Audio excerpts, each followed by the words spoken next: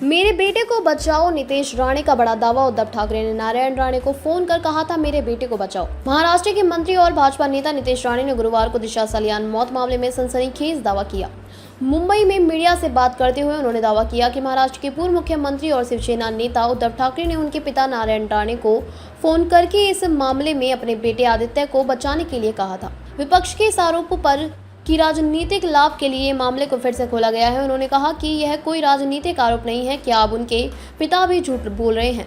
कल किशोरी पेडनेकर ने कहा कि उनके पिता पैसे मांग रहे हैं। उनके पिता पर इस तरह के आरोप लगाने के लिए मामला दर्ज होना चाहिए। एएनआई के हवाले से नीतीश राणे ने बड़ा दावा करते हुए कहा कि अगर उद्धव ठाकरे को लगता है कि हम सब राजनीतिक आरोप लगा रहे हैं तो उन्होंने राणे साहब को फोन करके क्यों कहा इस मामले में मेरे बेटे को बचाओ। उन्होंने नारायण राणे को 2 बार फोन करके उनसे अपने बेटे को बचाने का अनुरोध किया था।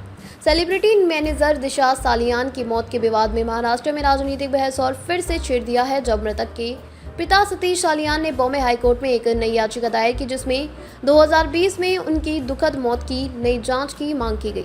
अपनी याचिका में उन्होंने अदालत से शिवसेना युवती नेता आदित्य ठाकरे के खिलाफ एफआईआर दर्ज करने और जांच को केंद्रीय जांच ब्यूरो सीबीआई को स्थानांतरित करने का आग्रह किया है। शिवसेना युवती सांसद संजय राउत ने पलटवार करते हुए कहा कि किसी ने किसी को कॉल नहीं किया, यह एक राजनीतिक मामला है। वे 5 साल बाद इस मामले को उठा रहे हैं। पहले भी एसआईटी का गठन किया गया था, मामला उच्च न्यायालय में जा चुका है और औरंगजेब को लेकर साजिश उन पर भारी पड़ गई है और अब वे इस मामले को उठा रहे हैं। आदित्य ठाकरे ने युवा नेता हैं और उनका करियर उज्जवल, राज्य सरकार डरी हुई है और उनका मनोबल गिराने के लिए इस मामले को उठाया है, लेकिन पूरा महाराष्ट्र उनके साथ खड़ा है।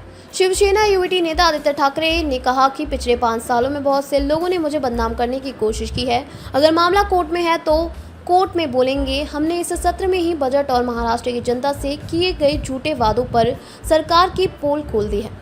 हमने भाजपा के नकली हिंदुत्व और जिस तरह से उन्होंने औरंगजेब का इस्तेमाल करके सभी मुद्दों को छुपाया है उसे उजागर किया है और मैं भाजपा को सद्बुद्धि दिलाने के लिए आरएसएस का आभारी हूं। आप देख रहे हैं टुडेज वॉइस। सभी व्यूअर्स से रिक्वेस्ट है कि वीडियो को लाइक करें, शेयर करें और चैनल को सब्सक्राइब जरूर करें।